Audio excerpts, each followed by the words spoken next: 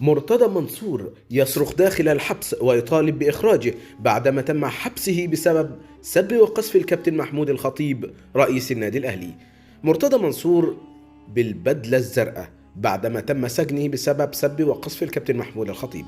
أعلنت نيابة النقد تأييد حبس مرتضى منصور شهرا بتهمة سب وقذف الكابتن محمود الخطيب رئيس مجلس إدارة النادي الأهلي. قضت محكمة النقد رفض الطعن المقدم من مرتضى منصور وتأييد حكم حبسه شهرا مع الشغل والنفاذ بتهمة سب وقذف الكابتن محمود الخطيب. وقضت محكمة جنح مستأنف الاقتصادية في 10 أغسطس الماضي بتعديل حكم حبس مرتضى منصور من الحبس سنة إلى الحبس شهر مع الشغل والنفاذ في قضية سب وقذف محمود الخطيب رئيس مجلس إدارة النادي الأهلي.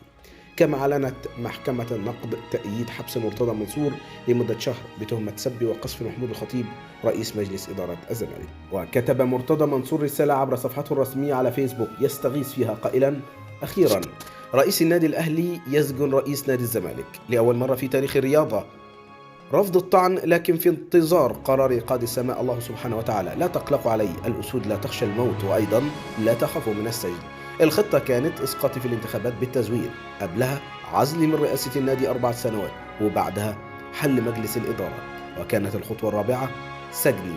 هذه الخطوة تأخرت بعض الشيء، الحمد لله. بالتأكيد احنا مستنيين آراءكم في التعليقات، وما تنسوش تدعمونا بلايك للفيديو والاشتراك في القناة.